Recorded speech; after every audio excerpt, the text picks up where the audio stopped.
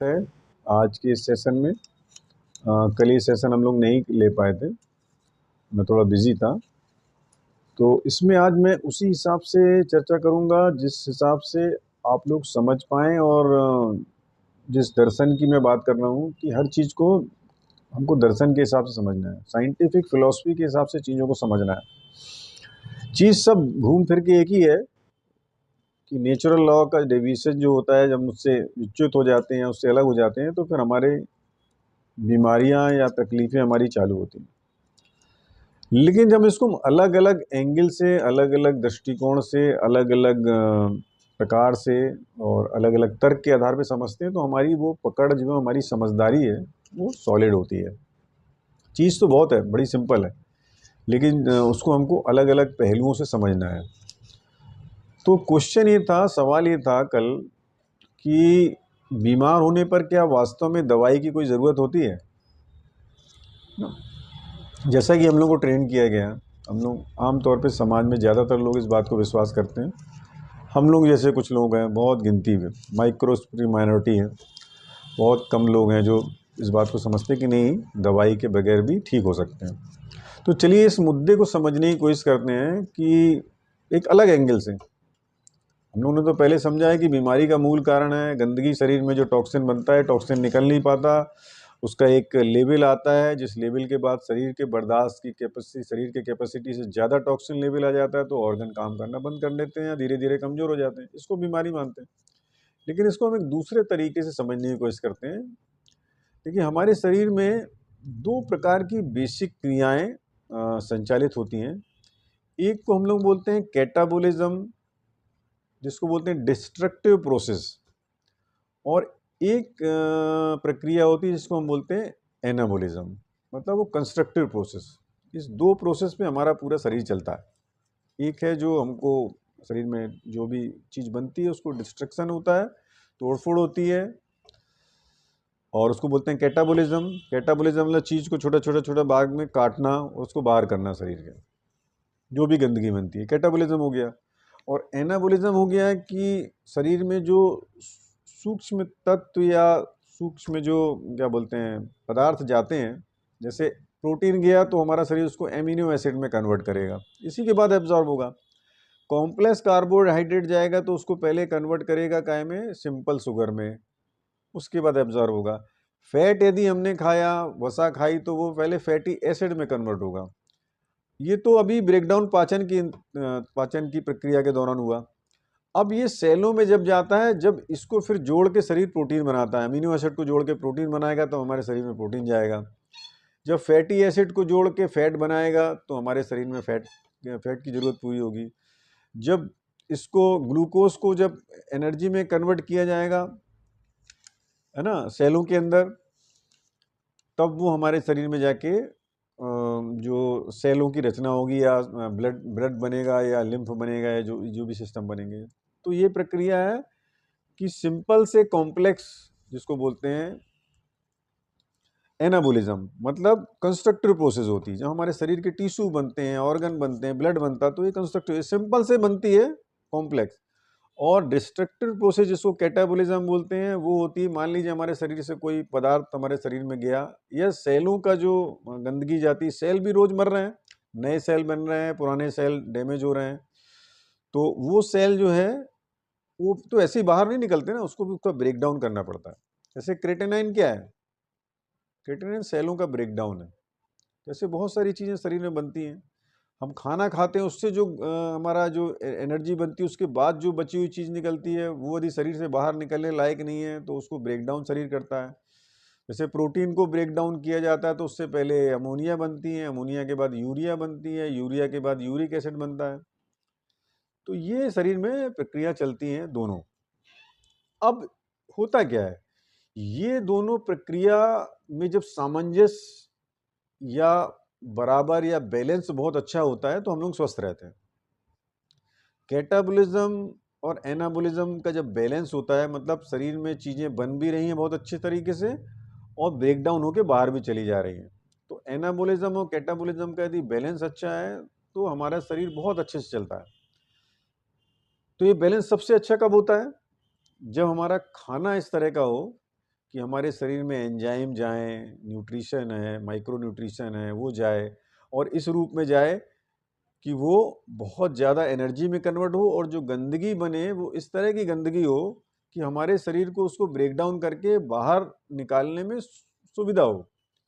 Cell भी कम damage हो या उतने डैमेज हो उस तरीके से कि वो शरीर से बाहर निकल जाए।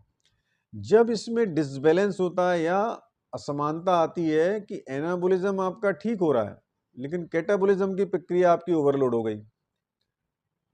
अब कैटाबॉलिज्म की प्रक्रिया ओवरलोड ऐसे हो गई कि आपका खाना जो है ना वो अप्राकृतिक हो गया।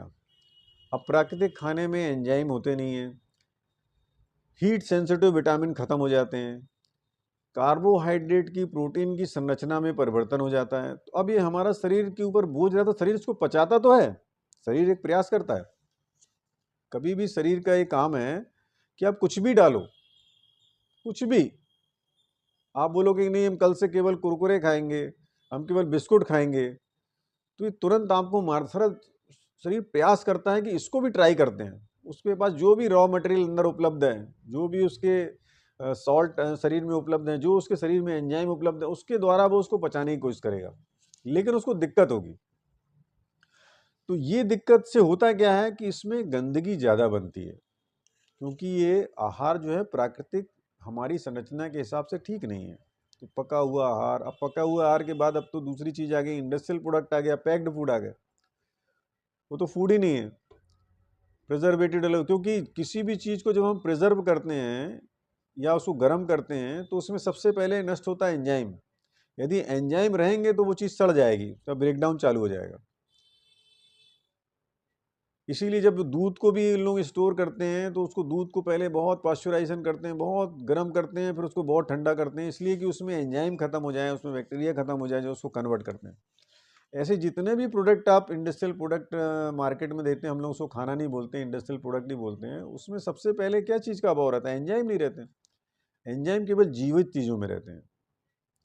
तो ये फूड की सेल्फ लाइफ बढ़ाता है। तो इस तरह के फूड, जब इस तरह के खाने हम लोग लगातार खाते हैं, इससे होता क्या है, शरीर के पास जितनी क्षमता है उतने एंजाइम से वो ट्राई करता है। इसके बाद शरीर की क्षमता के बाहर रहता है तो शरीर बाकी चीज़ को छोड़ देता है। छोड़ देता है मतलब वो गंदगी बन गई। अब ये गंदगी, मान लीजिए आपने रोटी चावल या जो भी खाया तो इसमें तो कॉम्प्लेक्स कार्बोहाइड्रेट है। अब शरीर ने टाइलिन निकाला, एमाइलेज निकाला, पेंक्रियाटिक जूस निकाला, उसको पचाने की कोशिश किया, लेकिन अब उतने जूस नहीं है जितना आप खा रहे हैं। तो शरीर क्या करता है, पूरा पूरा पचाता नहीं है, और जब नहीं पचेगा तो ये चीज़ चली जाएगी आपकी बड़ी हाथ में बिना पचे। और क्योंकि ये कॉम्प्लेक्स कार्बोहाइड्रेट है तो इसमें क्या होता है, फर्मेंटेशन बहुत जल्दी होता है। ये चीज़ जो है ना फर्मेंट होती है, वहाँ पे बैक्टीरिया है तो उसको फर्मेंट करते हैं, और फर्मेंट करने से फिर इसमें अब इसको ब्रेक डाउन होता है, और उसका ब्रेक डाउन जो है वो एसिटिक होता है, वो हमको बीमारी पैदा करता है। सेम स्थिति प्रोटीन की भी है। तो मूलभूत बात यह है कि अब हमने जब खाना प्राकृतिक ना रखकर उसको अप्राकृतिक कर लिया, और अप्राकृतिक में भी बहुत सारे एक्सपेरिमेंट करके ओवर प्रोसेस फूड खाना हमने चालू कर दिया, प्रिजर्वेटिव केमिकल लगा हुआ खाना चालू कर दिया, तो इससे क्या हो गया, कैटाबॉलिज्म की प्रक्रिया आपकी कम हो गई। साथ में क्यों कम हुई, क्योंकि एनाबॉलिज्म की प्रक्रिया भी कम हो गई, क्योंकि हमारे शरीर में एंजाइम नहीं है कि उस खाने को कन्वर्ट करें। अब वो खाना ज़्यादा बच रहा है, बाई प्रोडक्ट ज़्यादा हो रहा है, और वो बाई प्रोडक्ट फिर सड़ रहा है, फर्मेंटेशन हो रहा है, फर्मेंटेशन से फिर तरह तरह के जिस टाइप का टॉक्सिन बन रहा है उस तरह की फिर शरीर के उस ऑर्गन में एब्जॉर्ब हो रहा है, और उस ऑर्गन को जाके वो काम करने में रोकता है। ये मूलभूत बात है। तो उससे होता क्या है कि जब कैटाबॉलिज्म की प्रक्रिया कम हो जाती है, मतलब टॉक्सिन ब्रेकडाउन होकर बाहर निकलना कम होता है, तो शरीर में थकान आना चालू होती है, शरीर में ऑर्गन में कमजोरी आना चालू होती है, टिश्यूओं में कमजोर आने चालू होती है, ऑर्गन सिस्टम थोड़ा वीक होता है। तो उससे क्या होता है, जब पूरा सिस्टम वीक होता है तो गंदगी का एलिमिनेशन भी फिर रुकने लगता है। गंदगी ज़्यादा बन रही है, उसके फिर क्या हो रहा है, गंदगी निकल नहीं पा रही, तो ऑर्गन वीक हो रहे हैं। अब ये ऑर्गन जो वीक हो रहा है, कमज़ोर हो रहा है, तो वो बची हुई गंदगी को भी फिर बाहर नहीं निकाल पाते। अब यहाँ पे एक चेंज होता है, जब वो गंदगी को जो बनी है उसको निकाल नहीं पा रहे हैं, अब आते हैं आपके सिम्टम। इसके बाद सिम्टम आते हैं। सिम्टम आते हैं मतलब अब आपके स्किन में कुछ उद्भेद होगा, ब्लीडिंग चालू हो गई एनस से, सांस लेने में तकलीफ हो रही, कफ आ गए चालू हो गया, उल्टी हो गए, दस्त हो गए, बुखार आ गए, है ना, थायराइड ग्लैंड सूज गया, थायराइड डिस्टर्ब हो गया आपका। तो ये सब जो सिम्टम आते हैं ना, तो ये सिम्टम जो है वो बीमारी समझ लिया जाता है, और फिर इसको हम लोग क्या करते हैं, ट्रीटमेंट चालू करते हैं सिम्टम का। जबकि सिम्टम कब आया, मैंने बताया पूरी प्रोसेस, एनाबोलिज्म कैटाबोलिज्म जब तक बहुत बैलेंस में चल रहा था, हमारा शरीर ठीक था। एनाबोलिज्म वीक हुआ, उसके द्वारा कैटाबोलिज्म भी वीक हुआ, मतलब खाना प्राकृतिक खाया आपने, पका हुआ खाया, एक प्रोसेस फूड खाया, है ना, इस तरह के इंडस्ट्रियल फूड खाया, उससे आपका कैटाबोलिज्म एनाबोलिज्म दोनों डाउन हुए। शरीर से गंदगी ब्रेक डाउन ही नहीं हो रही, तो शरीर उसको बाहर कैसे निकालेगा, तो शरीर स्टोन के रूप में जमाएगा, ट्यूमर होगा सेलों में तो ट्यूमर के रूप में जमाएगा, मस्से के रूप में जमाएगा, ये सब हो रहा है, चालू हो गया जमना। तो इससे क्या हुआ, शरीर और वीक हुआ, और वीक हुआ, तो अब जो बची खुची भी गंदगी है उसको भी शरीर जो पहले निकाल सकता था जब उसकी ताकत बहुत अच्छी थी, वो नहीं निकाल पाता। तो क्या हो रहा है, हमने फिर चालू क्या किया, इन सिम्टमों का इलाज चालू किया, इस पूरी प्रोसेस को बिना समझे। इससे क्या हुआ कि ये जो थोड़ी बहुत शरीर में जो प्रक्रिया बची थी गंदगी को निकालने की, उसको हमने रोकने का प्रयास किया। अब देखिए कितने तरीके से हम शरीर की जो प्राकृतिक नियम है, उसकी संरचना है, उसके कार्य करने की पद्धति को ब्रेक करते जा रहे हैं। पहले तो खाने पीने से हमने ब्रेक किया, उसके बाद शरीर की एलिमिनेशन जब धीरे धीरे कम होने लगी और वो सिम्टम पैदा करने लगा, निकालने के लिए दूसरे ऑर्गन की एनर्जी को सेव करके एलिमिनेशन को स्पीड मिला के, पेशाब बार बार करना, है ना, लूज मोशन करना, बुखार आना, तो इसको हमने बीमारी समझ के अब इसको भी दबाना चालू किया। तो शरीर तो बेचारा पहले ही से ही वीक है, और इस वीकनेस से अपने ऑर्गन को, इंटरनल सिस्टम को बचाने के लिए वो किसी एक सिस्टम की एनर्जी को ब्रेक करके, पाचन को बंद करके, आपकी मसल्स में एनर्जी कम बेच के आपको थकान पैदा करके निकालने की कोशिश कर रहा है, तो एनर्जी चाहिए। अब हम उसको भी निकालने नहीं दे रहे हैं, तो इससे क्या होता है, अब आप क्योर नहीं होंगे, अब आपके शरीर में गंदगी और भी पहले से कई गुना ज़्यादा बढ़ना चालू हो जाएगी। तो ये एक ऐसी जगह है, एक ऐसा टर्निंग पॉइंट है जिसमें पूरी पैथी, दुनिया भर की जितनी पैथी है, चाहे वो होम्योपैथी हो, आयुर्वेदिक हो, यूनानी हो, सिद्धा हो, कोई भी चाइनीज ट्रेडिशनल मेडिसिन, सब फेल करते हैं। सब जो सिम्टम एक पूरी प्रोसेस के कल्मिनेशन पॉइंट के तौर पे, एक परिमाणगत परिवर्तन के तौर पे जब गुणगत परिवर्तन में आ जाता है, उस पर जब सिम्टम आते हैं, उसके पहले की पूरी प्रक्रिया को नजरअंदाज करते हैं। और क्योंकि ये सिम्टम इतने सीवियर होते हैं, इतनी तकलीफ लोगों को देते हैं कि लोग भी डॉक्टर से बोलते हैं हमको तुरंत राहत चाहिए। आम आदमी को तो ये सब मालूम ही नहीं है, काम तो डॉक्टरों का है, डॉक्टरों को लोग भगवान मानते हैं। लेकिन वो डॉक्टर जो है ना, इस जगह पे उसका उससे भूल हो रही है।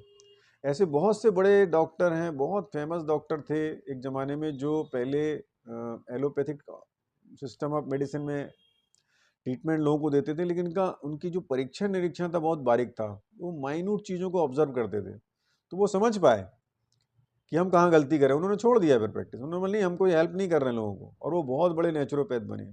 एक नहीं, बहुत सारे लोगों की कहानी है, वो कभी चर्चा होगी तो मैं एक एक करके सबके बारे में बताऊंगा। तो उसमें हो क्या रहा है कि ये दिमाग में आ जाता है कि इस ऑर्गन में बीमारी है, डिपार्टमेंटलाइजेशन ऑफ डिजीज, ये एक बहुत बड़ा भ्रम है कि इस ऑर्गन में बीमारी है। जैसे मैंने बता दिया पूरे सिस्टम में बीमारी है, उस ऑर्गन से बीमारी का जो प्रतिफलन हो रहा है या एक्सप्रेशन हो रहा है, उसका कारण ये है कि उस ऑर्गन में, उस अंग में टॉक्सिन ज्यादा जमा है और शरीर ने उसको प्रायोरिटी बेस पे लिया हुआ, तत्काल इसको ठीक करना जरूरी है। इसलिए उसने क्या किया, दूसरे अंग से एनर्जी को खत्म करके या कम करके उस अंग में भेजा। जैसे मान लीजिए मेरा लगातार खाना खराब चल रहा है, मैं गलत खाना खा रहा हूँ, पका हुआ, भुजा हुआ, तला हुआ, मिक्स करके कुछ भी खा रहा हूँ। अब शरीर एक स्थिति तक देख रहा है कि धीरे धीरे करके करते अचानक शरीर ने मेरे को लूज मोशन चालू कर दी।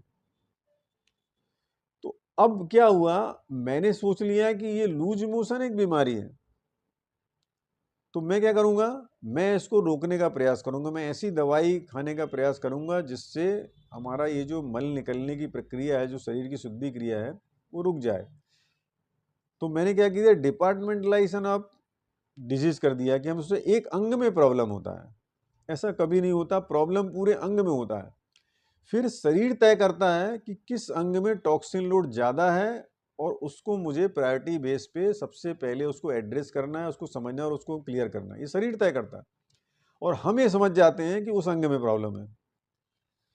तो इसीलिए फिर आया holistic approach of disease and holistic approach of cure.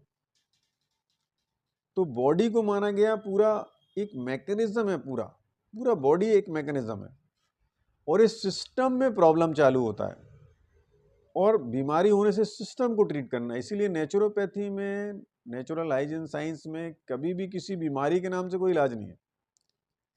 हम लोग समझ जाते हैं कि पूरे सिस्टम की बीमारी है और किसी एक अंग में उसका प्रतिफलन इसलिए हो रहा है क्योंकि शरीर ने उसको प्रायोरिटी दी है कि वो उसको हमको निकालना जरूरी है, नहीं तो इस अंग में लोड ज्यादा हो रहा है।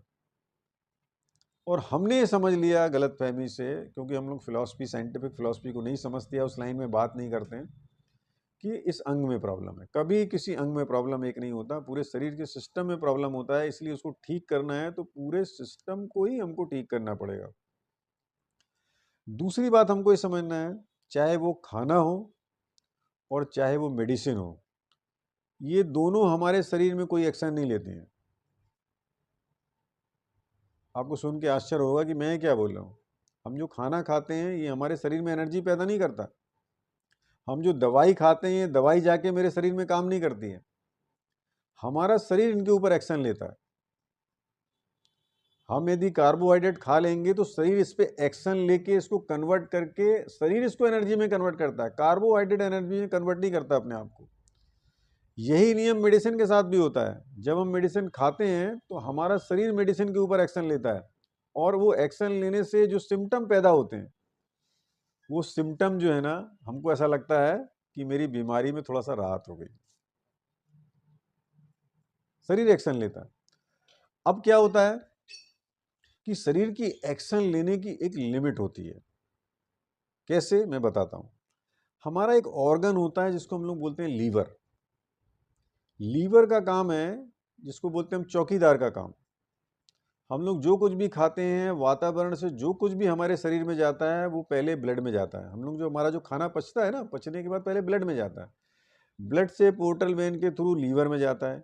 लीवर इसको चेक करता है कि इसमें से काम की चीज क्या है, फालतू की चीज क्या है। जो काम की चीज होती है उसको अंदर जाने देता है और जो काम की चीज नहीं उसको वापस भेज देता है जहाँ उसको भेजना है। इंटेस्टाइन में भेजेगा, है ना, यूरिन से निकालेगा, ब्रेक डाउन करके किडनी को देगा, वो लीवर तय करता है उसको कहाँ भेजना। तो लीवर का काम है चीज़ों को चेक करना कि शरीर के काम की है कि नहीं है। अब क्या होता है, लीवर की दवाई कैसे काम करती है मैं बताना चाहता हूँ कि लीवर की कैपेसिटी से जब ज़्यादा चीज़ें भेज दी जाती हैं, है ना, तो वो फिर हमारे शरीर में जाती है और वो जाके ऑर्गन को ब्लॉक करती है। जैसे मान लीजिए कि मुझे दर्द हो रहा है, कहीं पे दर्द हो रहा है। अब दर्द को मैंने बीमारी मान लिया और मैंने एक पेन किलर खाई, या एंटी इन्फ्लेमेटरी डिजीज है, पैरासीटामोल है, पैरासीटामोल है ना ड्रग, वो मैंने खाया। तो अब मैंने मान लीजिए 100 mg की पैरासीटामोल खाया। मेरा लीवर यदि स्ट्रांग है तो वो तो 100 mg की पूरी को मेटाबोलाइज कर देगा, केटाबोलाइज करके बाहर फेंक देगा। तो यदि मैंने एक रिसर्च किया कि एक नया ड्रग आया है पैरासीटामोल मार्केट में, इसको हम उतारते हैं, तो मैंने 100 mg करके या 50 mg करके पूरे मार्केट में, या जितने लोगों को मैंने 100, 150 लोग, 500 लोग को लिया था, मैंने सबको वो दवाई दी, बुखार वालों को।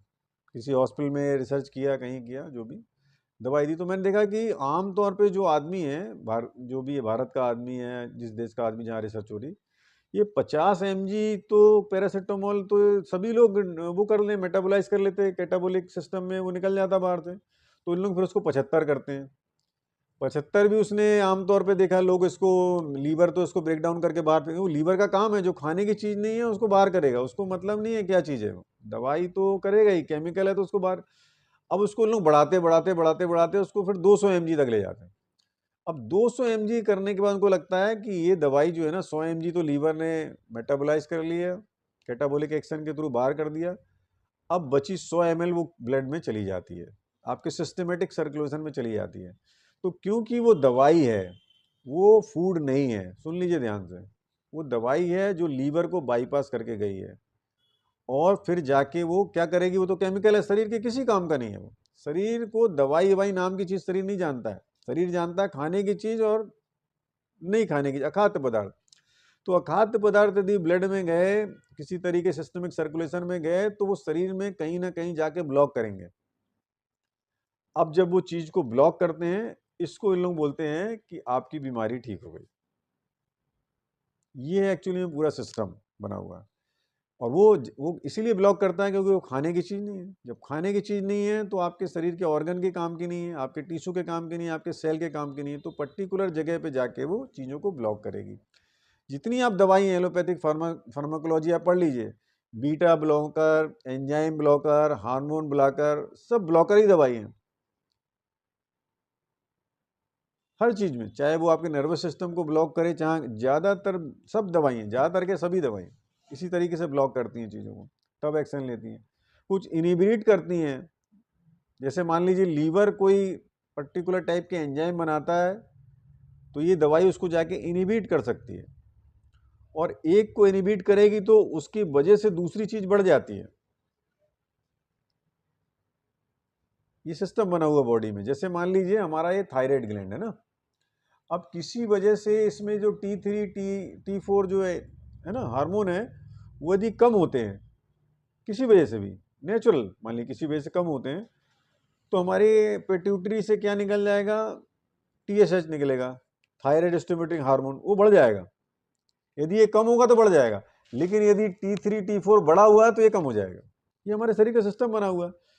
तो इस तरीके से इन लोग केमिकल से उसको बाध्य करके, उसको ब्लॉक करके, और फिर चीज़ों को दिखाते हैं कि एक्शन हो गया, जबकि वो आपके शरीर को डैमेज करने वाला है, क्योंकि वो आपके होम्योस्टेटिक सिस्टम को ब्लॉक करता है। कोई भी एलोपैथिक दवाई, सुन लीजिए, हमारे होम्योस्टेटिक सिस्टम को बिना ब्लॉक किए, होम्योस्टेटिक सिस्टम क्या है हमारे शरीर का, जो चीज़ों को बैलेंस करता है। आपका बीपी ज़्यादा हो रहा तो बीपी कम करेगा, आपके शरीर में पानी ज़्यादा हो रहा तो निकाल देगा, शुगर ज़्यादा हो रही तो उसको पेशाब से निकाल देगा, पानी शरीर में कम हो रहा तो पानी का रीअब्जॉर्प्शन चालू कर देगा।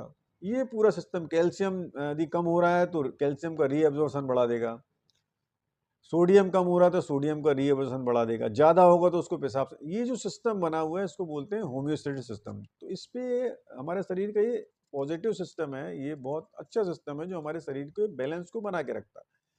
लेकिन जब हम केमिकल हमारे शरीर में ज़्यादा जाता है तो ये सिस्टम जो है ना वो बैलेंस इसका गड़बड़ हो जाता है, और बैलेंस गड़बड़ होने से फिर क्या होता है कि वो एक सिस्टम बंद होता है तो दूसरा बढ़ जाता है अपने आर्टिफिशियली। तो इसको इन लोग दिखाते हैं कि देखो हमने आपकी बीमारी ठीक कर दी।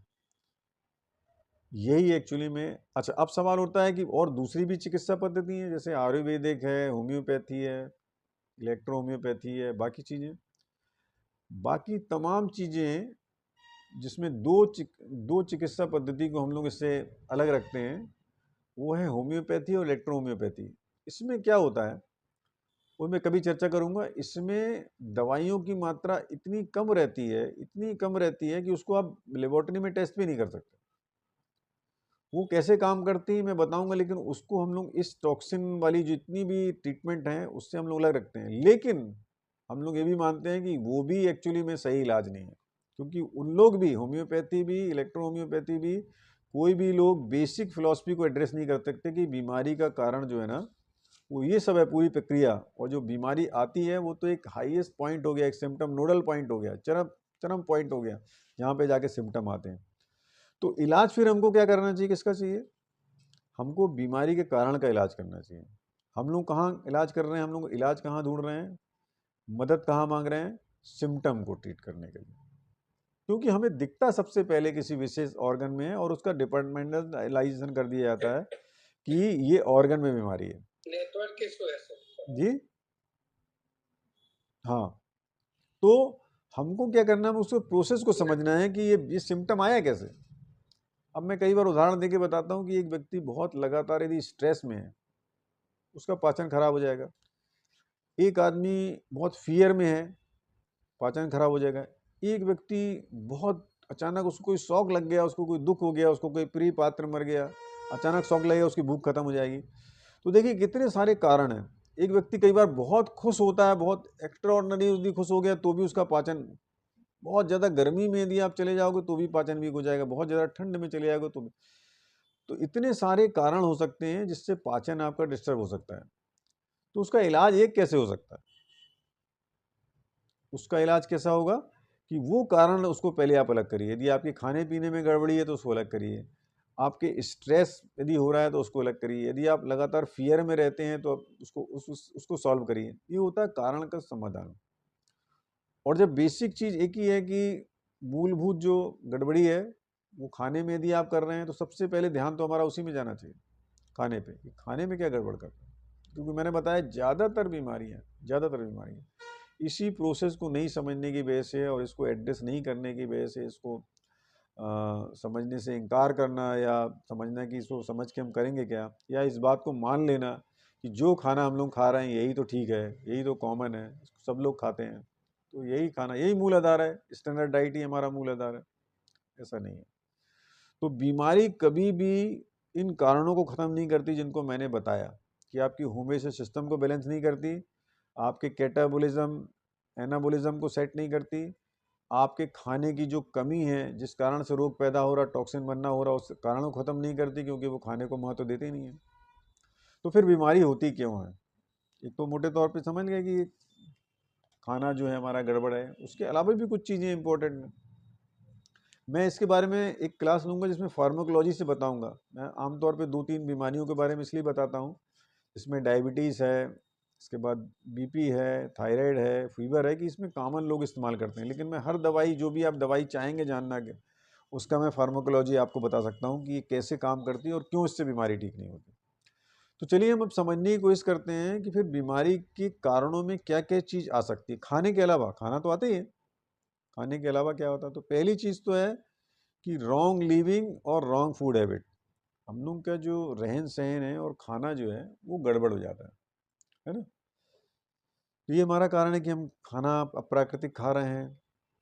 कभी भूख लगी तो खाया, नहीं लगी तो भी खा लिया, टाइम पास करने के लिए खा लिया, चलो मेहमान घर में आ गए हैं तो खा लिया, खा के बैठे हैं उसके बाद कोई आ गया तो चलो अब उनका साथ देने के लिए कुछ खा लेते हैं। ये सब रॉन्ग हैबिट होती है। और खाना भी गलत सिलेक्शन में खा रहे हैं, गलत कॉम्बिनेशन में खा रहे हैं, उसके बाद खाते जा रहे हैं, दिन भर खाते जा रहे हैं, बहुत ज़्यादा खा रहे हैं, अच्छे से चबा नहीं रहे हैं, खाने के बाद पानी पी लेते हैं। बहुत सारी फैक्टर हैं जो खाने को बर्बाद कर देते हैं हमारे शरीर के अंदर। वो तो एक कारण है। दूसरी है अनियमित लाइफ स्टाइल है। मतलब कब सोना है, नींद आ रही है तो भी काम कर रहे हैं लोग रात रात देर रात तक। तो इससे होता क्या है, जब आप इस तरह से रेस्ट नहीं करते हैं, ज़्यादा देर तक काम करते हैं, तो हमारे शरीर के ऊपर लोड बढ़ता है, सिंपैथेटिक नर्वस सिस्टम स्ट्रांग हो जाता है और वो हमारे एलिमिनेशन को कम करता है, हमारे डाइजेशन सिस्टम को कम करता है, हमारे शरीर में स्ट्रेस हार्मोन लगातार बनते हैं जो बहुत सारे चीज़ों को, हमारी जो नेचुरल जो नींद का साइकिल है उसको डिस्टर्ब करते हैं। बहुत सारी चीज़ें होती हैं। इसके बाद होता है जो आजकल की लाइफ में नशा करते हैं लोग, वो भी हमारे शरीर में खाने के अलावा टॉक्सिन पैदा करता है। तम्बाकू है, पान बीड़ी सिगरेट है, गुटखा है, बहुत सारे ड्राई नशे हैं जो सब लोग करते हैं, तो ये भी हमारे शरीर में बहुत ज़्यादा टॉक्सिन लोड डालते हैं।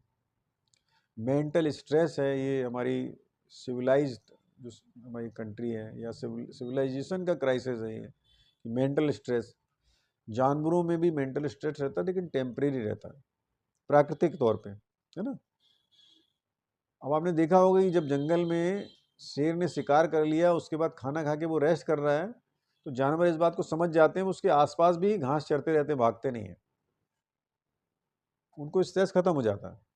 ऐसा नहीं कि एक बार शेर ने उसके किसी रिश्तेदार को, उसके बच्चे को, किसी को मार लिया तो पूरे समय वो भय में ग्रसित रहेगा, नहीं होता, बहुत जल्दी ओवरकम कर लेते हैं, टेम्परेरी होता है। लेकिन हम लोग क्या होता है, भय को, स्ट्रेस को बहुत लेवल तक ले जाते हैं, डिप्रेशन के लेवल तक ले जाते हैं और बहुत सारी चीज़ें जो है ना वो हम लोग गड़बड़ सड़बड़ करते हैं। साथ में हमारी सिविलाइजेशन ने बहुत गलत गलत चीज़ें हम लोगों को सिखा के रखी हैं, जो अब धीरे धीरे करके इस तरीके से जब स्वार्थ बढ़ता है, लालच बढ़ता है ना, एक दूसरे के खिलाफ षड्यंत्र करना, एक दूसरे के अपने ही स्वार्थ को सबसे ज़्यादा देखना, बाकी लोग की ज़रूरत को समझना नहीं, है ना, कोऑपरेट नहीं करना लोगों के साथ में, सामाजिकता की जो परिभाषा है, उसके जो मूल रूप है, एक दूसरे से मदद करना, अपने आप को श्रेष्ठ समझना, अपनी जाति, अपना धर्म, अपनी भाषा, अपना क्षेत्र, उसी को महान समझना, दूसरे को बहुत तुच्छ समझना।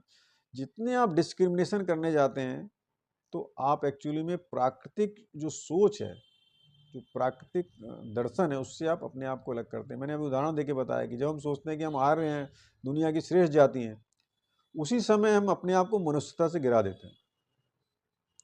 जब शेर ये सोचने लगे कि मैं ही दुनिया का सबसे श्रेष्ठ प्राणी हूं, तो वो अपने आप को अपने प्राकृतिक नियम से गिराएगा। मनुष्य सोचता है, तो फिर क्या करेगा, उसकी जाति जब अत्याचार करेगी तो उसको बहुत हल्के ढंग से लेगा कि मैं तो मुसलमान हूँ, तो मुसलमान ने मुसलमान लड़की के साथ बलात्कार कर दिया, नहीं करना चाहिए, खराब बात है।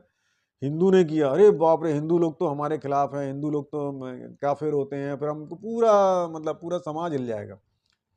तो इसका मतलब क्या है, आपने आपको दो भागों में आपने बांट दिया, आपने अपने आप को मनुष्यता से गिरा दिया। जहां आप डिस्क्रिमिनेशन करते हैं, चाहे धर्म के आधार पे हो, जाति के आधार पे हो, रेस के आधार पर कि मैं निग्रो हूं, मैं अंग्रेज हूं, मैं गोरा हूं, मैं काला हूं, मैं ये सब गलत होती है।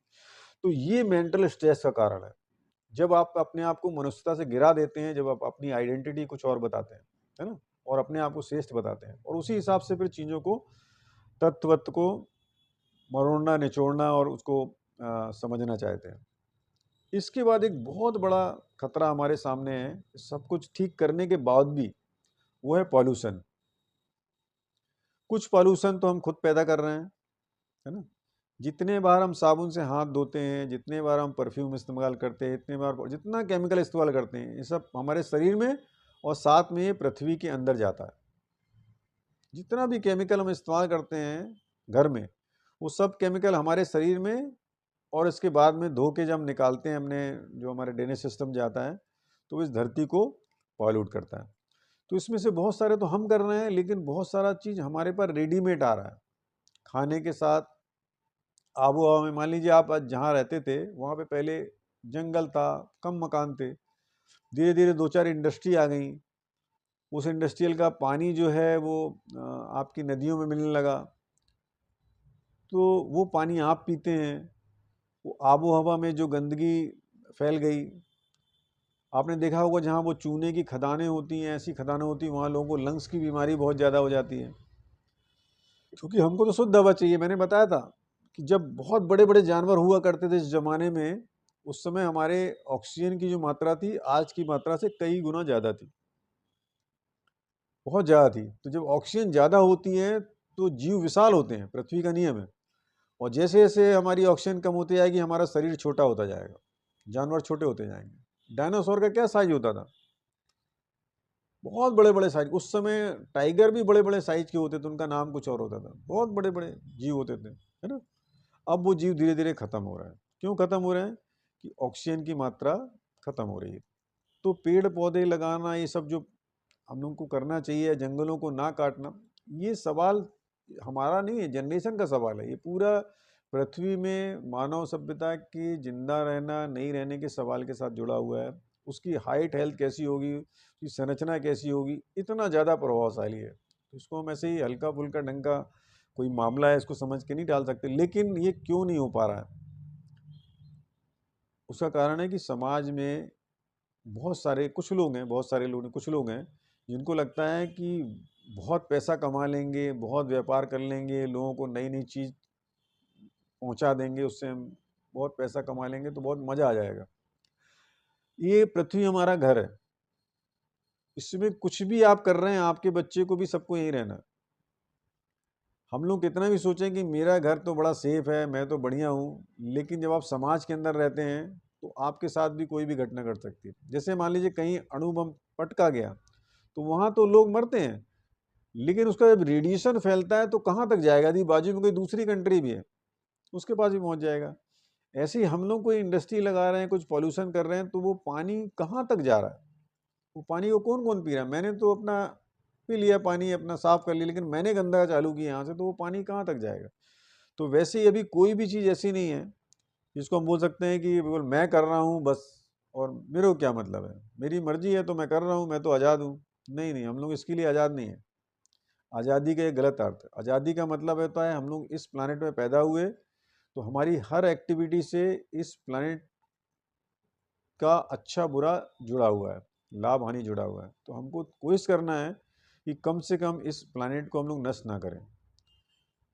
मिनिमम जितना हम कम से कम कर सकते हैं वो कोशिश करना चाहिए। पहली बात तो उसको कम करना है धीरे धीरे करके, और उसके बाद कोई नई चीज़ ऐसी पैदा नहीं करना है, नया कुछ आविष्कार ऐसा नहीं करना है जो इस शर्त पे हो कि ये आविष्कार होगा, इसमें बहुत प्रॉफिट होगा, बहुत सारे लोगों को हम इसको बेच पाएंगे, लेकिन इससे नुकसान बहुत होगा।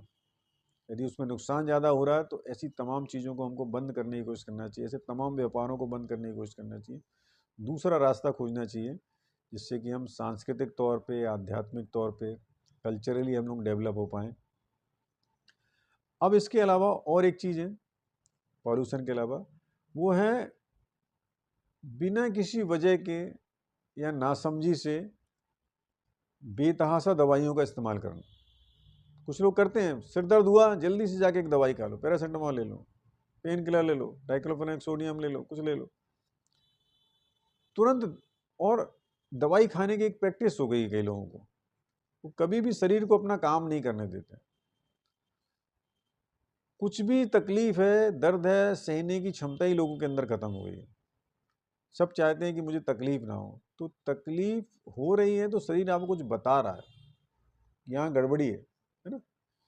तो हमको समझना है कि वो गड़बड़ी क्यों है। हम यदि तुरंत एक छोटा सा मैं उदाहरण देता हूँ, एक सिद्धांतालंकार करके होम्योपैथ के बड़े डॉक्टर अच्छे हुए हैं, उन्होंने एक घटना बताई कि एक बच्चा है वो रो रहा है, तो उस बच्चे को चुप करने के, शांत करने, वो डिस्टर्ब कर रहा है, आप पढ़ रहे हैं, एक बच्चा रो रहा है, तो उसको जो उसका जो रोना है उसको बंद करने के दो तरीके हैं। एक तरीका है कि बच्चे को बहुत जोर से डांट दो कि अब रोया तो तेरे को एक चांटा मारता हूँ, तो बच्चा चुप हो जाएगा, आपकी पढ़ाई भी अच्छे से चलेगी, एक तरीका है।